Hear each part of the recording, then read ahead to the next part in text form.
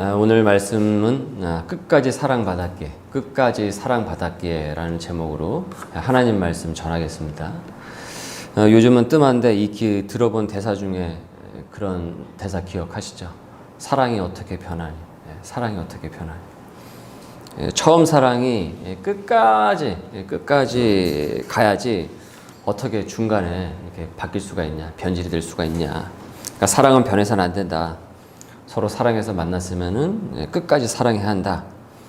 그런데 우리가 알다시피 그거는 이제 희망사항인 것이고, 실제 연인 간의 사랑을 얻었습니까? 변심하죠. 바뀌기도 하고, 그렇죠. 처음에는 그냥 죽고 못 살고, 그렇게 뜨거워지다가도 일정 시간이 어느 정도 이제 시간이 쭉 지나가게 되면 어떻습니까? 그러니까 사랑이 식는 것을 보는 것은 어렵지 않단 말이에요.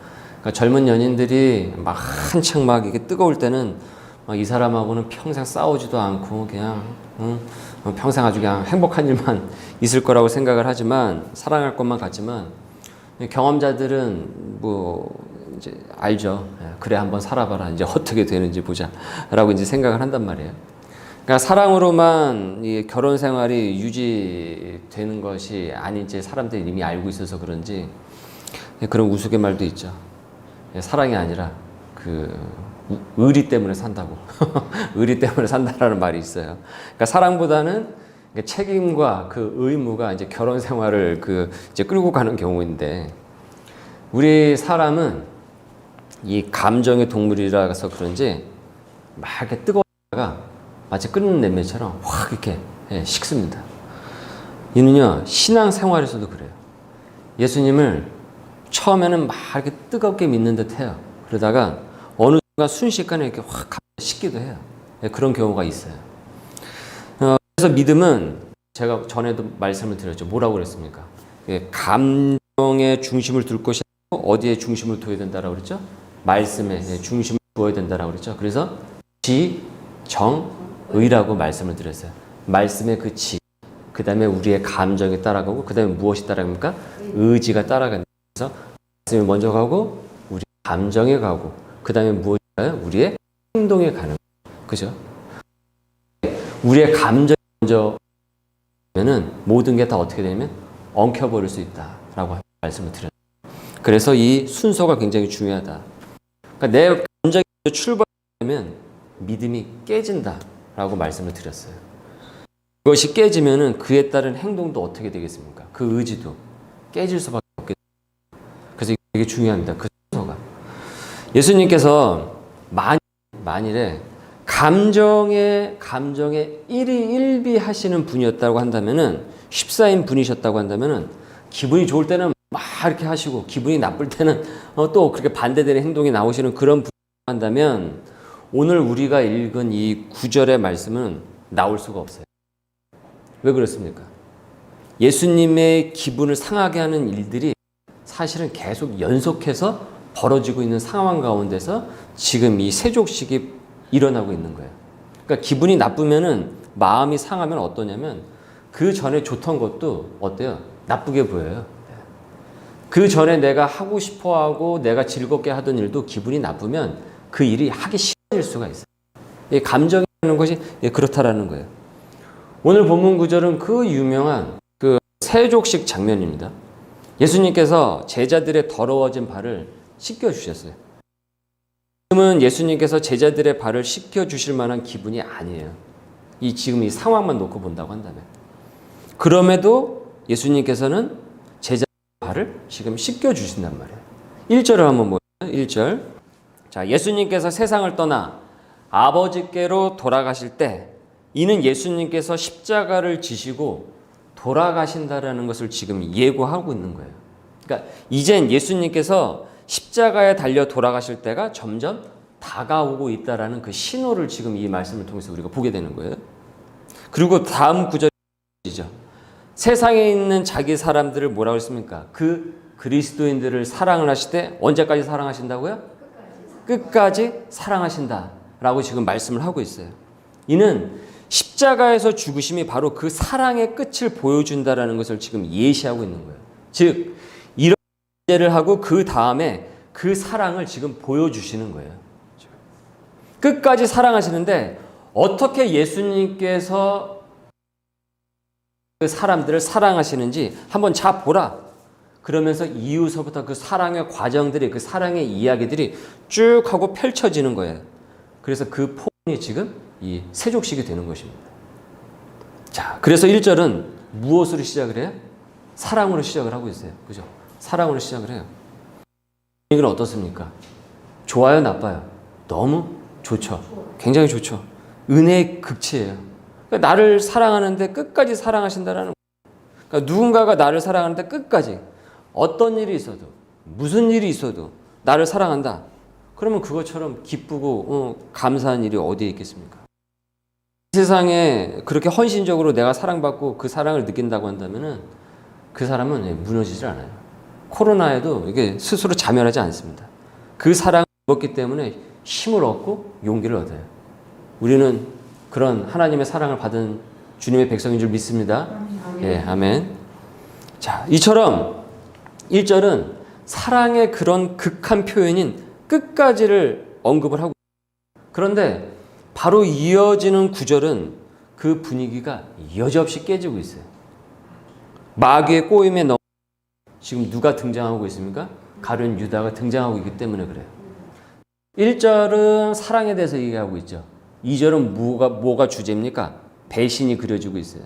그래서 1절과 2절만 보면은 제목이 사랑과 배신이에요. 그래서 오늘 말씀 제목을 사랑과 배신으로 할까 하다가 뭔가 치정극처럼 볼 수가 있어서 그렇게 세상에 대해서 그 제목은 지워버렸어요. 자, 예수님께서는 유다의 배신을, 유다의 배반을 미리 알고 계셨어요. 그럼에도 계획된 그 세족식을 뒤엎지 않으세요. 네. 기분 나쁘다, 감정이 휩싸여서 안 할란다, 이렇게 뒤집지 않으신다고. 우리 같으면 감정이 휩싸여가지고 뒤엎어버리겠지만은 예수님은 그러지 않으신다. 이 세상에서 가장 예수님을 이해를 해줘도 모자를 그 제자의 배신이었기 때문에 예수님 마음에서도 그런 생채기가 일어날 법도 하지만은 예수님은 저녁에 제자들과 함께 식사를 하고 그 다음에 무엇을 진행하십니까? 그 세족식을 진행을 하고 있는 거예요. 한 제자 한 제자 하나하나 한 명 한 명씩 지금 발을 씻어주세요. 당시 이스라엘은 뭐 지금도 그렇지만 이 건조하고 먼지가 많아요. 그래서 발이 쉽게 더러워져요. 그래서 조금 돌아다녀도 발이 이렇게 더럽혀진다고요. 지금이야 우리는 운동하다 뭐 구두다 이런 걸 신기 때문에 발이 더럽혀지지 않지만은 이 당시에 신는 신발은 이 샌들이었습니다. 그러니까 쪼리 샌들 아시죠? 그거하고 비슷하다라고 생각을 하시면 됩니다. 그거하고 다름이 없어요. 그러니까 조금만 돌아다녀도 이게 발에 흙먼지가 쉽게 묻을 수가 있어요. 그래서 누가 우리 집으로 손님이 온다라고 그러면은 어떻게 해야 하냐면은 가장 먼저 발을 씻을 수 있는 물을 이렇게 먼저 대야에다가 주는 것이 이 당시의 기초 예의예요. 예. 그리고 이 발을 씻어주는 이 행위는 주로 누가 했냐면 하인이 하던 일이었어요. 그러니까 종이 하던 일이었다고요. 그러니까 주인이 해주는 경우는 없고 만일 주인이 이 일을 하면은 그만큼 자신을 낮추는 거예요. 그만큼 자신을 낮춘다는 거예요. 그렇기 때문에 지금 스승인 예수님이 제자들의 발을 씻겨주는 이 행위는 무엇이냐면 그간에 없던 그 일이라는 거예요. 그러니까 이거는 세상에 이런 일이나 나올 법한 당시의 문화적인 상황에서 보면은 그런 생경한 일이었다라는 거예요. 지금 이 상황이. 스승이 제자들의 발을 이렇게 씻어주는 것이. 바리새인과 만약에 여러분 사두개인들 중에 자신들의 제자들의 발을 만약에 씻어주었다고 한다면은 아마도 바리새인과 그 사두개 사람들은 아마도 그 문파에서 쫓겨났을 거예요. 왜 그러냐면 채통 없이 이 명예를 실추를 시켜버렸다고. 그러니까 어디 선생이 돼가지고 아래 것들의 그 발을 씻어주냐 하면서 이 아주 그냥 욕을 얻어먹을 만한 일이었다 이거예요. 그러니까 그만큼 이것은 굉장히 드문 일이었다라는 거죠. 이 스승이 이 제자들의 발을 씻어준다라는 거. 그런데 지금 예수님께서 지금 그 일을 하고 계신 거예요. 그렇게 한 명 한 명 씻겨주셨을 때 제자들이 엄청 당황을 하는 거예요. 왜냐하면 세상에 이런 일이 지금까지 없던 일을 지금 하고 있으니까. 그러니까 이게 무슨 일이 막 하면서 쩔쩔 시작을 하는 거예요. 가룟 유다도 예수님께서 씻겨주셨을까요? 씻겨주지 않으셨을까요? 가룟 유다도 씻겨주셨어요. 우리 같으면 안 씻겨주죠. 그러나 예수님은 씻겨주셨다. 곧 있으면은 자신을 팔 제자였음에도 불구하고 예수님께서 그의 발도 똑같이 깨끗이 씻겨주신다. 그래서 끝까지 사랑하시는 그 믿음의 본을 보여주신다라는 거죠. 여러분, 보통 우리가 는 발을 씻겨주시는커녕 어떻습니까? 그 대화물을 그냥 버릴 거란 말이에요. 네가 인간이냐 하면서 사람이 돼가지고 그렇게 할 수가 있냐 하면서 나쁜 놈 하면서 욕을 했을지도 모른단 말이에요. 그러나 예수님께서는 똑같이 유다의 발도 씻어주십니다. 예수님은 끝까지 사랑하시려고 하고 예수님은 끝까지 사랑하시려고 하고 가룟 유다는 어떻습니까? 끝까지 배신을 하려는 것이 지금 이 세족식에서 굉장히 큰 이 명함 대비를 지금 보여주고 있는 거예요. 요한복음은 세족식이라는 이 아름답고 아주 이 귀한 이 아름다운 이 분위기를 자칫 깰 수 있음에도 불구하고 이 유다의 음모를 숨기지 않고 날 것 그대로 지금 다 보여주고 있어요. 그대로 보여주고 있어요. 이 세족식 가운데. 사실은 이 부분을 생략을 할 수도 있어요. 유다에 대한 이 얘기는. 그러나 이 분위기가 깨질 수 있음에도 불구하고 그대로 이거를 여기에 말씀을 적어놨다는 거죠. 유다는 예수님께서 자신의 발을 씻겨주실 때 내가 배신을 하려고 하는데 예수님은 내 발을 씻기고 있네. 그러면서 그 순간에 어떻습니까? 마음을 고쳐 어때요? 잡아야 함에도 불구하고 끝까지 어때요? 그 사랑을 어떻습니까? 무시하고 있어요. 그 사랑을 거부를 하고 있다고요. 지금 이 유다가. 그래서 사랑의 거부는 뭐냐면 사랑의 거부는 사실은 이제 유다가 지금 사랑의 그 거부를 하고 있는 것 아닙니까? 지금 예수님의 그 사랑을 계속 그 음모를 그걸 저버리지 않는단 말이에요. 그러니까 사랑의 거부는 뭐냐면 그를 사랑받지 못한 사람으로 사실 스스로 만들어 버리는 거예요. 이게 복음에 대한 거부는 뭐냐면 스스로를 비참하게 만드는 거예요. 복음에 대한 거부 그 자체가 죄인이 더 이상 죄인의 신분이 아니라 의인으로 불릴 수 있는 칭의, 의인으로 불릴 수 있는 그런 칭의의 기회를 저버리고 나는 그대로 그냥 죄인으로 살아버리겠다라고 스스로가 이렇게 되어버리는 것이기 때문에 사실은 이것은 굉장히 비참한 선택이 되는 거예요. 그래서 복음을 거부하는 것 자체가. 하지만 복음을 받아들이게 되면은 복음을 그대로 받아들이게 되면 그는 어떻게 되느냐면 존귀하게 되는 거예요. 귀하게 되는 거예요. 그래서 사랑받는 사람으로 어떻게 돼요? 만들어주게 되는 거예요. 순간의 선택은 평생을 좌우한다는 것이 바로 이 순간의 이 제자들 모습 아니겠어요? 보신다시피 사랑을 받아들인 제자와 그리고 그것을 끝까지 받아들이지 않는 제자. 제가 전에 말씀을 드렸죠. 복음 앞에서 여러분의 할 일은 있다 없다. 아무것도 없다라고 말씀을 드렸죠. 복음 앞에서 여러분이 할 일은 없다고. 그러니까 하지 말아야 될 것은 있어요. 그러나 여러분이 할 일은 없는 거예요. 그냥 받아들이면 되는 거예요. 할 일은 전혀 없어요. 하지 말아야 될 거는 뭡니까? 복음이 들어올 때, 우리에게 올 때 거부하지 않는 거예요. 그것만 안 하면 돼요. 그래서 사실은 할 일이 여기서 이 제자들은 할 일은 없어요. 그냥 예수님께 뭘 하면 됩니까? 세족식에서 할 일이 뭐가 있습니까? 제자들이 할 일이 뭐가 있어요?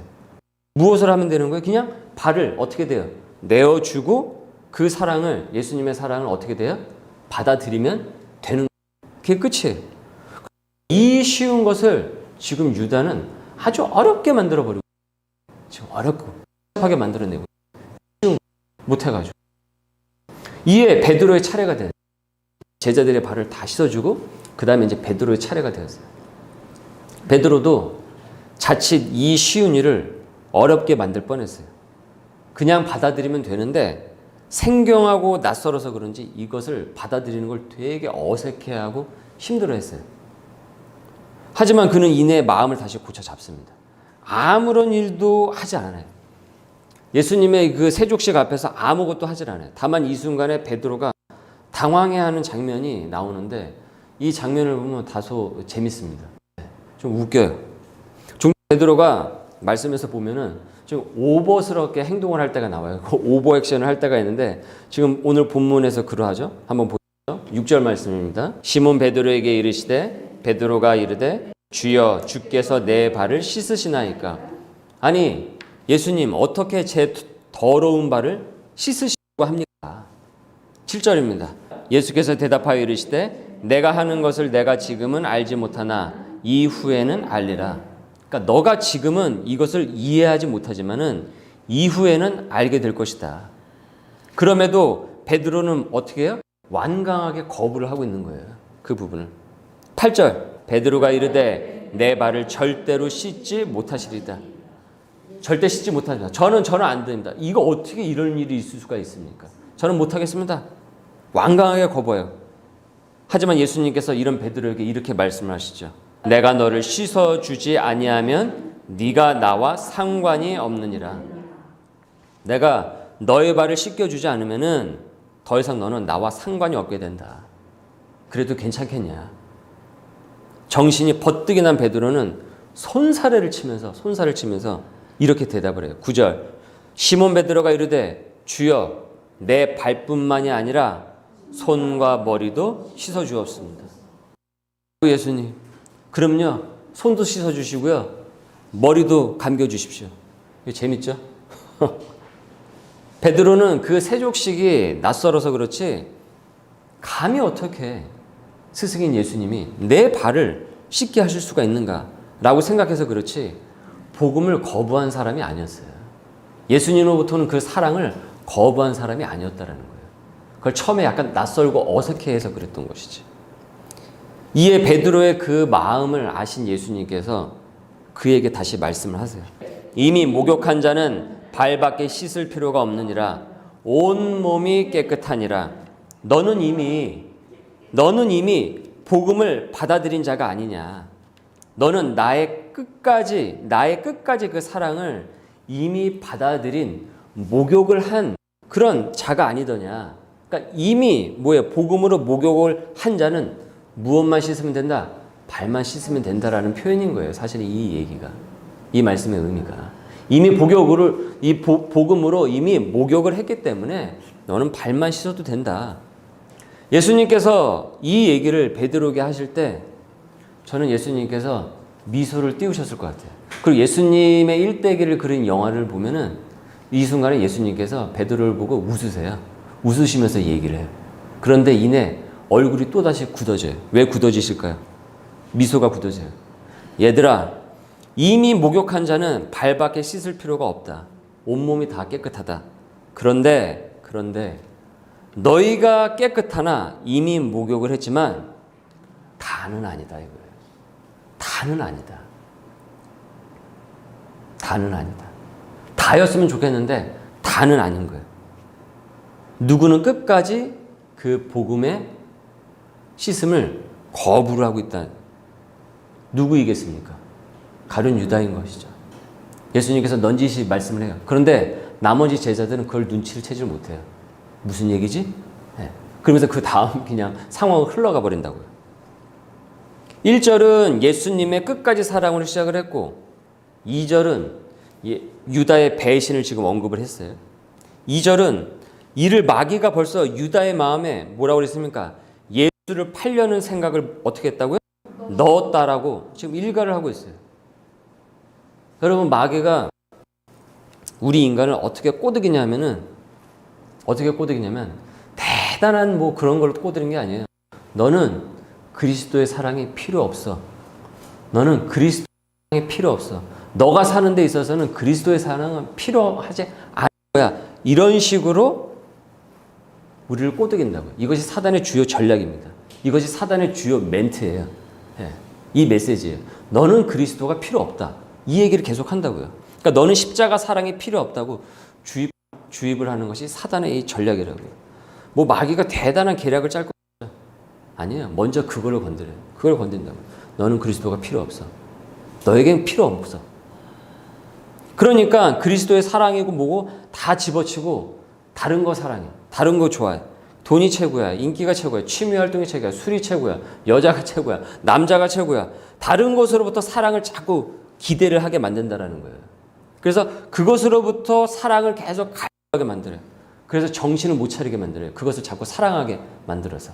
그래서 그리스도의 사랑부터 자꾸 떨어뜨려 놓으려고 해요. 이것이 바로 사단의 주요 전략이다 이거예요. 여러분 청소년 자녀가 요즘 게임 때문에 아주 그냥 부모님들 속을 많이 썩인단 말이에요. 지금 10대를 둔 자녀들 그 부모들이 게임을 너무나도 좋아하게 되면은 부모가 보이질 않아요. 그래서 가상현실의 그 게임 속에서 아이템을 그냥 가득 사가지고 거기서 가상현실에서 인정을 받고 사랑을 받고 싶어요. 근데 그건 가짜 사랑이에요. 그러니까 가짜 사랑에 집착을 하게 되면 진짜 그 부모의 사랑은 어떻습니까? 보이지가 않는다 이거예요. 마치 그런 거예요. 유다는요, 유독 어디 집착을 하냐면 이 돈과 지위에 굉장히 집착을 해요. 그걸 아주 사랑을 해요. 굉장히 사랑해요. 그래서 그것으로부터 사랑을 받고 싶어하고 그것을 위로를 받고 싶어 했고, 그리고 그것을 항상 구걸을 해요. 십자가 예수의 사랑은, 그래서 십자가 예수의 사랑은 그것에 비하면은, 그 돈과 지위에 비하면 별로 매력적이질 않은 거예요. 사단이 유다의 그 속성을 알고 있었어요. 그래서 그걸 계속 건드렸어요. 그래서 결국 급기야 어떻게 했던 것입니까? 예수님을 팔기까지 한 거예요. 자기 스스로 팔기까지 한 거예요. 그 결정을 내린 거다. 얼마에 파신 줄 아십니까? 은 30에 팔았어요. 그런데 여러분, 은 30이 생각보다 그렇게 큰 돈이 아니에요. 무슨 인생을 휙 뒤바꿀 만한 돈이 아니에요. 여러분, 아무리 예수님을 거기서 안티들이 잡으려고 해도 그렇게 큰 현상감을 걸겠어요? 몇십억을 걸겠습니까? 아니란 말이에요. 그러니까 은 30이 생각보다 그렇게 큰 돈도 아니더라고요. 최고 화폐인 달란트보다도 그 밑에 있는 그 낮은 화폐라고요. 그런데 그 돈 때문에 팔았으니까 이 유다가 얼마나 거기에 눈이 뒤집혀 있던 거예요. 그럼 이 세족식 이 순간에서조차도 예수 그리스도의 사랑은 어떻습니까? 그래서 거부를 하는 거예요. 마태복음 26장 14에서 16절입니다. 예수를 너희에게 넘겨주리니 얼마나 주려느냐 하니 그들이 은 30을 달아주거늘 그가 그때부터 예수를 넘겨줄 기회를 찾더라. 예수님께서 이렇게 세족식을 거행을 하는 와중에서도 정말 거대한 그 큰 사랑이 그 유다의 그 더러운 발을 지나서 그 마음으로까지 쭉 이렇게 올라가는 이 순간에도 유다의 뇌구조 속에는, 유다의 이 머릿속에는 언제 팔까? 얼마를 받을 수 있을까? 이게 팔아서 뭘 할까? 그거 뭘 할 수 있을까? 이 생각만 하고 있었다는 거예요. 마귀에게 홀린 거예요. 그래서 이 표현을 마귀가 그 속에 들어갔다라고 표현을 하고 있죠. 이 요한복음에서는. 그래서 예수님의 끝까지 사랑을 어떻게 했어요? 끝까지 배신으로 보답을 했다라는 거예요. 그럼에도 예수님은 어떻습니까? 유다의 발도 어때요? 유다의 발도 닦아주십니까? 닦아주지 않습니까? 유다의 발도 닦아주신다라는 거예요. 무엇보다 지금 이 세족식 상황에서 우리가 깨닫게 되는 점이 있어요. 뭐냐면은 기독교가 그저 인간이 발명해낸 그런 종교가 아니라는 점이에요. 여러분 보세요. 지금 성자 하나님인 예수 그리스도께서 스스로 낮아지셔가지고 누구의 발을 씻겨주고 계십니까? 제자들의 발을 지금 씻어주고 있어요. 그 중에 누구의 발도 있어요? 배신자의 발도 있었죠. 이것은 인간의 상상 속에서는 나올 수 없는 개념이에요. 이런 일들은 상상 속에서 나올 수 없는 개념이라고. 그래서 사람들이 십자가를 전하면은 사람들이 이거를 바로 받아들이지 못하는 이유가 바로 여기 있어요. 왜 신이 인간을 위해서 그런 희생적인 결단을 하느냐? 그런 희생적인 결단을 하느냐? 왜? 여러분, 우리는 손해보는 것을 굉장히 끔찍히도 싫어한단 말이에요. 전적으로 희생을 하고 전적으로 봉사하고 이런 것은 인간에게서 나올 수가 없는 개념이에요. 나올 수가 없는 생각이란 말이에요. 우리 아이디어에서는 그 개념이 없단 말이에요. 그래서 십자가를 들으면 언뜻 이해하지 못하는 이유가 바로 그런 거예요. 왜 그래야 하는데? 왜 신이 왜 그래야 되는데? 왜 하나님이 그래야 되는데? 그게 뭔데? 왜냐하면 사람은 그러지 않거든요. 그러니까 이것이 처음에는 언뜻 이해가 되지 않는 거죠. 그러니까 누군가로 내가 이득을 얻거나 얻는 것이 없이 헌신하고 사랑한다라는 것을 납득을 하지 못해요.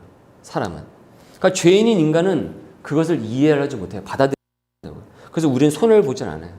그래서 억울한 것을 화병이 도저히 참지를 못한단 말이에요. 우리 사람이 그렇다고요. 그래서 인간이 발명을 고안을 해낼 때 그 필요를 위해서 그 고안을 해요. 그렇죠? 발명품을 고안해내는 것은 인간의 아이디어로 보지 않습니까? 결국 그 발명품은 어디 하늘에서 뚝 떨어진 것이 아니라 어디로부터 나온 겁니까? 인간의 머릿속에서 나온 게 그 발명품이지 않습니까? 그렇지 않습니까? 그래서 그 필요를 따진단 말이에요. 이처럼 종교도 인간이 고안해낼 때 자기 성향을 만약에 인간이 만든 종교면 그 자기 성향, 인간의 그 자기 성향을 반영을 할 수밖에 없어요. 그 종교에. 미신이 대표적이란 말이에요. 내가 원하는 것을 어떻게 해요? 실현시켜줄 우상 이렇게 딱 만들어 놓고 어떻습니까? 그리고 그것을 계속 숭배를 한단 말이에요. 그래서 그 우상의 성향, 누구의 성향하고 똑같아요? 인간의 성향하고 똑같은 거예요. 만몬신이 뭡니까? 만몬신이. 그게 돈신이에요. 마음을 가져다 줄 수 있는 거. 그래서 이거는 고유 명사화가 됐습니다. 영어로 만모니즘이라고 그러죠. 돈에 취한 거. 자본주의에 완전히 너무 취해버린 거. 그러니까 자기 성향을 반영한단 말이죠. 그 외의 종교도 그런 필요를 채우기 위해서 만들어낸다 이거예요. 그래서 인간의 그 욕망을 그대로 한다 이거예요. 심청이가 왜 인당수에 빠지겠어요? 왜 인당수에 빠집니까? 이 바다의 신은 어떻습니까? 뭔가를 이렇게 먹여줘야 내가 원하는 것을 얻어내는데 그것이 바로 인간의 그 감정을 그대로 거기에 투영을 한 거예요. 그래서 심청이가 인당수에 빠진 거예요. 옛날 그 전래 동화에도 그대로 그것이 나온다고요. 그러니까 인간은 뭐예요? 뭔가 받는 것이 있어야지만 어떻습니까? 준단 말이에요. 그것도 겨우. 그래서 인간은 전적으로 희생을 하지 않아요. 여러분 살면서 사람이 얼마나 이기적인지 말하지 않아도 여러분 알지 않습니까? 얼마나 여러분 우리가 사람에 대해서 실망을 하고 그랬어요.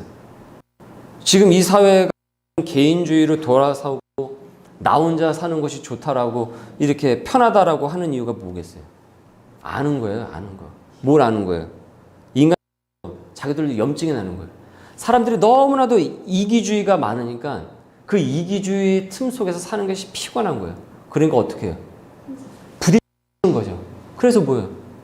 피하는 거예요. 그러니까 스스로 고립을 시키면서 점점 개인주의화가 강해질 수밖에 없는 것이죠. 이 세족식을 여러분 면밀히 보십시오. 지금 베드로가 아연 질색을 하면서 쩔쩔매는 것이 바로 그 인간의 성향이란 말이에요. 아니 왜 예수님이 스승이 제자에게 이렇게 종처럼 이런단 말이냐. 베드로에게 만일 멈추면 너는 내 제자가 아니라고 하는 이 말씀은 의미심장하단 말이에요. 가룟 유다는 그 성향 날 것을 그대로 보여주고 있어요. 만일 여기서 예수님께서 야 내가 스승인데 내가 선생인데 너희들은 뭐하냐 1번서부터 12번까지 쭉 줄 서 그리고 1번 발을 닦이고 2번은 내 팔을 주무르고 3번은 뭐하고 4번은 뭐하고 만약에 오늘의 이 장면이 이런 식으로 흘러간다라고 한다면은 기독교는 인간이 만들어낸 종교가 맞아요. 그렇죠? 왜 그랬습니까? 우리는 그렇게 하거든요. 그러니까 인간의 아이디어 이런 얘기가 나올 수밖에 없죠. 그게 우리의 성향이니까. 그러니까 그런 모양을 만들어낼 수가 있단 말이에요. 그런 발명을 해낼 수가 있어요. 그러나 이것은 인간의 발성에서 나올 수가 없죠. 지금 이 말씀의 장면은. 살면서 모든 부분에서 헌신적이고 인류애적이고 희생적이고 인격적인 사람을 여러분 만나본 적 있으세요? 없습니다. 그런 사람이 없다고. 조금의 이중성과 위선이 없는 그런 사람을 만나보신 적 있냐고요. 만일 만나보신 적 있으면 소개 좀 시켜주세요. 요즘 유튜브 세상인데 그런 분들이라면 이게 소개를 세상에 알려줘야죠. 만약 그런 사람이 있다고 한다면은 그건 속고 있는 거예요. 그 사람한테. 그런 일이 없어요. 옛날 북한 주민들이 김일성을 그런 존재를 알고 있었죠. 그래서 속았죠. 신천지의 교주를 그런 줄 알았죠. 그래서 속은 거예요. 그래서 진리는 인간으로부터 나올 수가 없는 거예요. 진리. 지금 이 장면이 진리란 말이에요. 인간에게서 나올 수 없는 개념이었단 말이에요.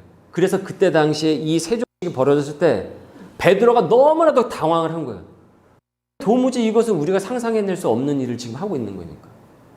그러니까 기독교는 인간으로부터 나온 것이 아니라 어디로부터 나올 수밖에 없는 것입니까? 하나님으로부터 나올 수밖에 없다는 이유가 바로 여기인 거예요.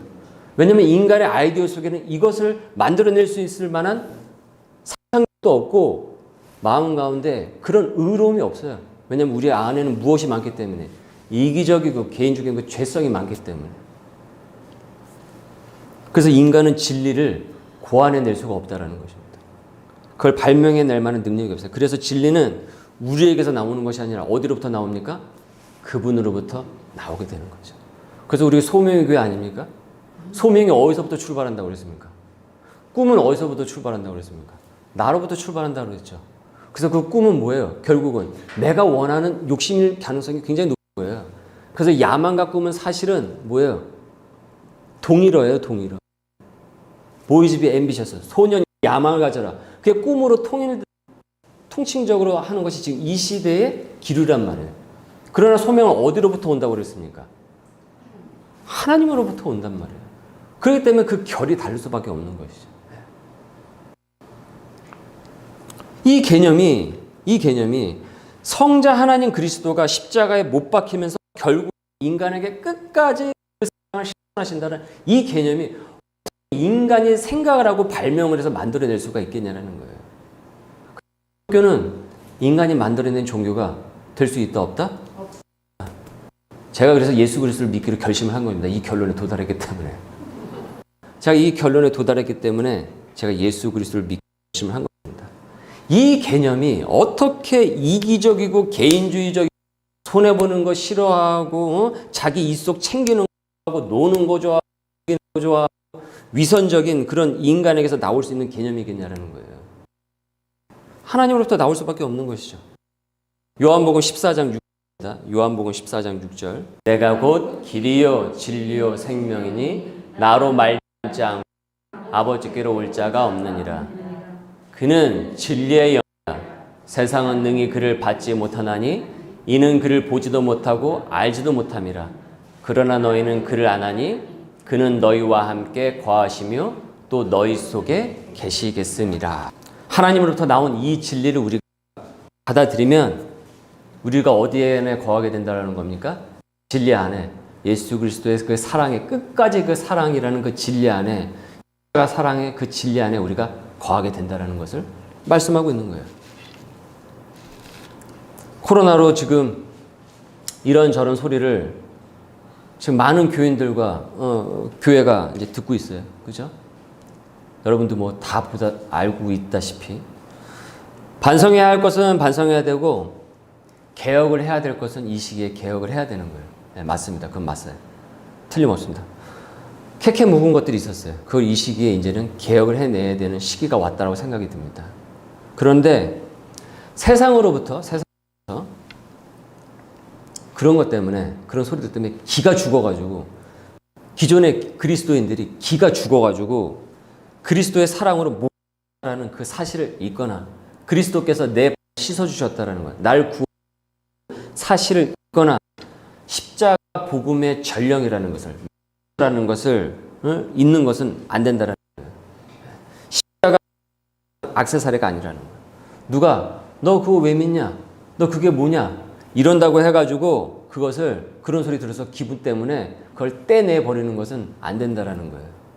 십자가살이처럼 뭐 귀걸이 십자가 하듯이 떼었다 붙였다 그것이 아니라는 것입니다.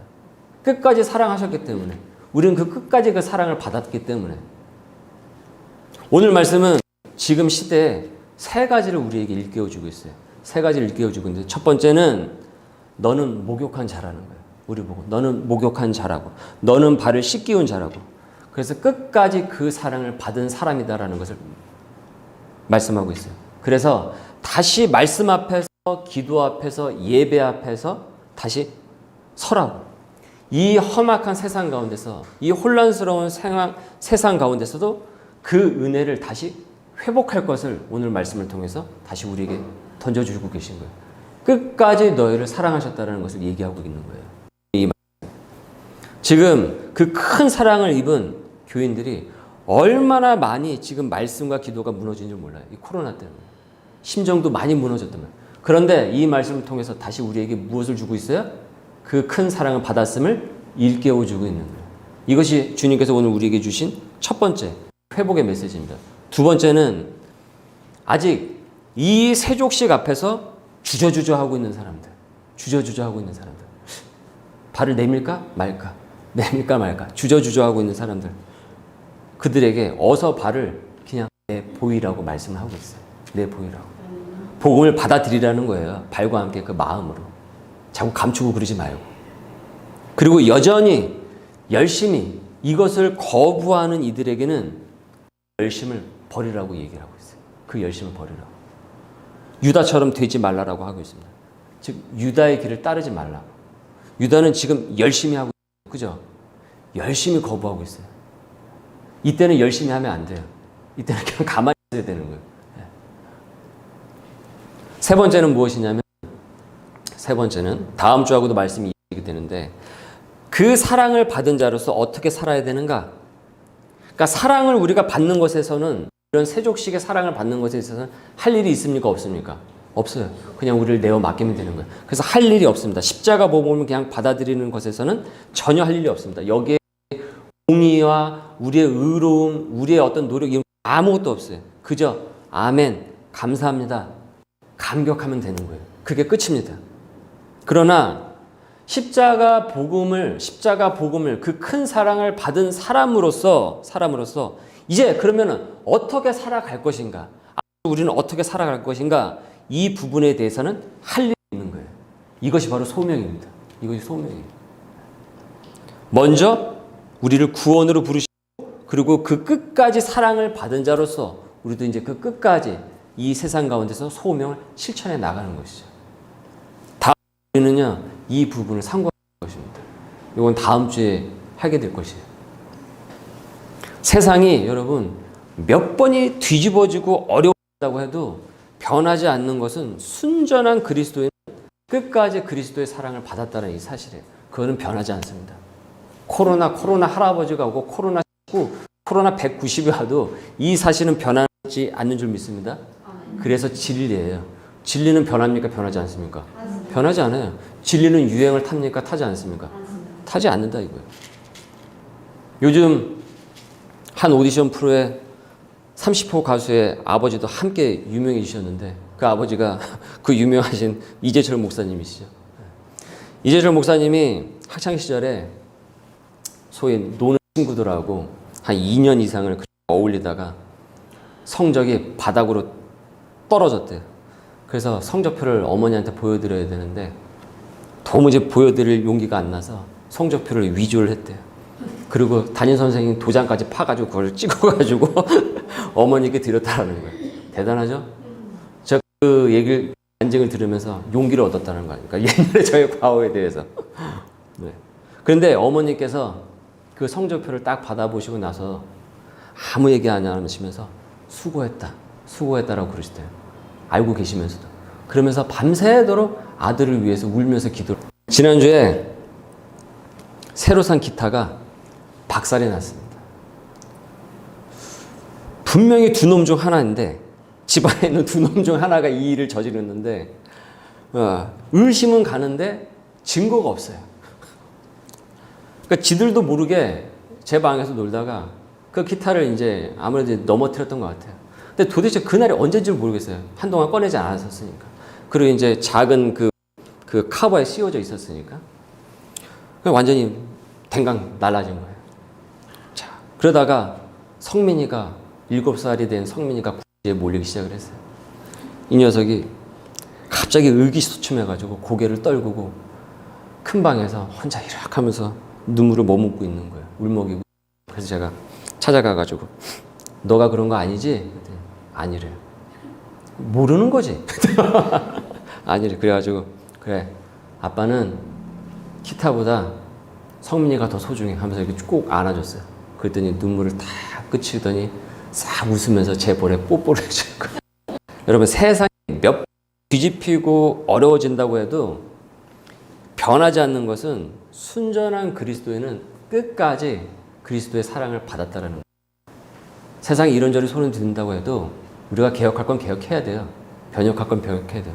그럼에도 불구하고 변하지 않는 건 무엇입니까? 끝까지 주님께서 우리를 사랑하셔서 소명으로 불러주셨다는 이 사실. 그래서 우리 소명의 교회 공동체를 허락하여 주셨다는 그 사실. 그것이 우리를 살리는 것입니다. 세상에 있는 자기 사람들을 사랑하시되 끝까지 사랑하시느니라. 아멘. 끝까지 사랑받는 존재로서 끝까지 변심하지 않으시고 소명으로 살아낼 수 있는 소명의 교회, 우리 하나님의 백성들 되시길 주님의 이름으로 소원합니다. 네. 기도하겠습니다. 우리 함께 같이 기도하시죠. 주님, 끝까지 우리를 붙들어 주심을 감사드립니다. 하지만 아직도 여전히 흔들리는 이들에게 주님은 사랑으로 회복을 시켜 주시었고 그들의 삶이 흔들리지 않도록 인도하여 주시었고 우리의 삶도 그렇지 않도록 예배가 무너진 이들이 회복되게 하여 주시옵소서. 말씀과 기도가 회복되고 복음의 전령으로 다시 서나가게 하여 주시고 부끄러운 죄는 주님 개혁하고 회개케 하여 주시옵고 그래서 오히려 이 시국에 그 사랑을 확증하고 이겨낼 수 있도록 주님 인도하여 달라고 우리 함께 같이 기도하도록 하겠습니다. 기도합니다. 아버지 주님 감사